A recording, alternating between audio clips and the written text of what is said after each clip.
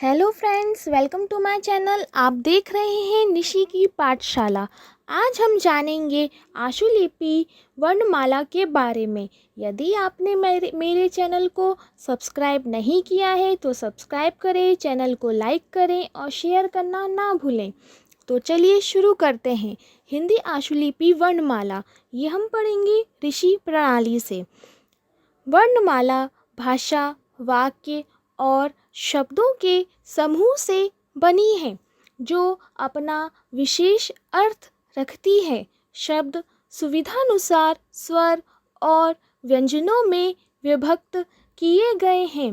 हिंदी की संकेत लिपि की रचना भी इन्हीं स्वर और व्यंजनों की ध्वनि के सहारे की गई है, जिन्हें विशेष चिन्हों से सूचित किया गया है।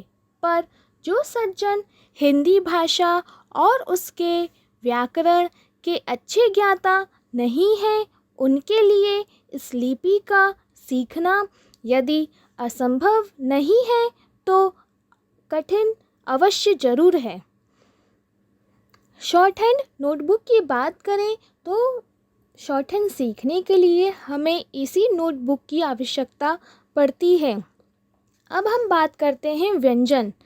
व्यंजन इस संक्षिप्त लिपि में व्यंजनों की रचना अधिकतर ज्योमिति की सरल रेखाओं को लेकर की गई है। पर जब सरल रेखाओं से काम नहीं चला तब वक्र रेखाओं का सहारा लिया गया। हम देखते हैं सरल रेखा व्यंजन।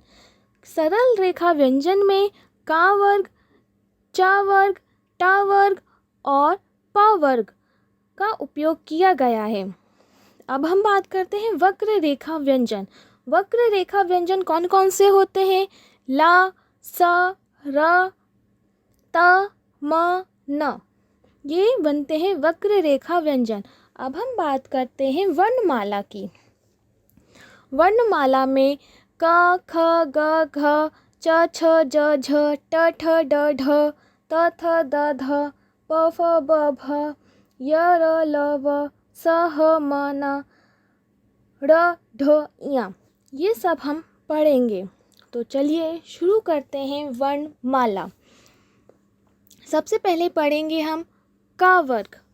का वर्ग में का वर्ग जब बनाते हैं, का बनता है एक सरल सीधी रेखा बनती है का वर्ग, जो दाएं से बाईं ओर बनी जाती है। आप एरो देख सकते हैं और ये हल्की रेखा होती है। अब हम पढ़ते हैं खा वर्ग। खा वर्ग भी दाएं से बाईं ओर बनता है। ये सरल सीधी और हल्की रेखा होती है जो बीच में से कटी हुई होती है। गा वर्ग, गा वर्ग भी उसी प्रकार बनाई जाती है, परंतु ग वर्ग में गाढ़ी रेखा होती है। जो गाढ़ी रेखा सीधी होती है, दाएं से बाईं ओर बनती है, उसे हम ग वर्ग पढ़ते हैं। फिर हम पढ़ते हैं घ वर्ग। घ वर्ग भी ग वर्ग की तरह गाढ़ी रेखा होती है जो बीच में से कटी होती है, उसे हम घ वर्ग पढ़ते हैं। अब हम पढ़ते हैं चा वर्ग के। चा वर्ग में एक रेखा जो टेढ़ी बनती है, आप एरो देख सकते हैं। इस प्रकार चा वर्ग बनेगा। हल्की रेखा होती है ये सीधी रेखा। छ वर्ग ये भी हल्की रेखा होती है पर बीच में से कटी होती है। जा वर्ग ये गाढ़ी रेखा होती है और झा वर्ग ये गाढ़ी रेखा होती है और बीच में से कटी होती है। अब हम पढ़ते हैं टा वर्ग। टा वर्ग की हल्की सीधी रेखा होती है, बिल्कुल सीधी एरो से आप देख पा रहे हैं। ऊपर से नीचे की ओर बनती है ये टा वर्ग की रेखा और हल्की रेखा होती है। ठा वर्ग ये भी ऊपर से नीचे की ओर बनती है, ये हल्की रेखा होती है और बीच में से कटी हुई होती है। डा वर्ग पढ़ते हैं, ये ऊपर से नीचे की ओर बनती है और ये गाढ़ी रेखा होती है, डार्क होती है ये रेखा। और ढ वर्ग पढ़ेंगे तो ये भी ऊपर से नीचे की ओर बनती है, गाढ़ी रेखा होती है और बीच में से कटी हुई होती है। अब हम पढ़ते हैं ता वर्ग। ता वर्ग आप देख सकते हैं, जैसे हम बात करते हैं ओपन ब्रैकेट और क्लोज ब्रैकेट होता है, उसी प्रकार ता वर्ग बनता है। ता वर्ग आप देख रहे हैं ये हल्की रेखा होती है ता वर्ग की। ये दोनों तरह से उपयोग में ली जा सकती है। ओपन ब्रैकेट की तरह भी यूज़ की जा सकती है, क्लोज ब्रैकेट की तरह भी यूज़ की जा सकती है। था वर्ग भी हल्की रेखा होती है और बीच में से कटी हुई होती है। दा वर्ग जो होता है दा उसमें गाढ़ी रेखा होती है और धा वर्ग भी गाढ़ी रेखा होती है और बीच में से कटी होती है। पा वर्ग की बात करें तो पा वर्ग भी ऊपर से नीचे की ओर बनता है और हल्की रेखा होती है। फा वर्ग भी ऊपर से नीचे की ओर बनेगा और हल्की रेखा होगी बीच में से कटी। बा वर्ग की बात करें तो ये गाढ़ी रेखा होगी, ऊपर से नीचे की ओर बनेगी। भा वर्ग भी ऊपर से नीचे की ओर बनेगी और ये गाढ़ी रेखा होगी और बीच में से कटी हुई होगी। अब हम बात करते हैं या से वा के बीच वाले वर्गों की। या वर्ग नीचे से ऊपर की ओर बनता है, आप देख सकते हैं। रा वर्ग दो तरह से बनता है। एक तो रेखा बनती है जो का और चा के बीच की जो रेखा जाएगी बीच में वो रा रेखा होगी और ये नीचे से ऊपर की ओर जाती है। ये ध्यान रखें, ये सिर्फ नीचे से ऊपर की ओर जाएगी। और एक और रेखा बनेगी रा वर्ग की जो वक्राकार में होगी और ये ऊपर से नीचे की ओर बनेगी। अब हम बात करते हैं ला वर्ग की। ला वर्ग जो कि ऊपर से नीचे की ओर भी बनता है और नीचे से ऊपर की ओर भी बनता है। ये दोनों तरह से उपयोग में लिया जा सकता है। अब हम बात करते हैं वा वर्ग की। वा वर्ग ऊपर से नीचे की ओर बनता है। अब हम बात करते हैं सा वर्ग की।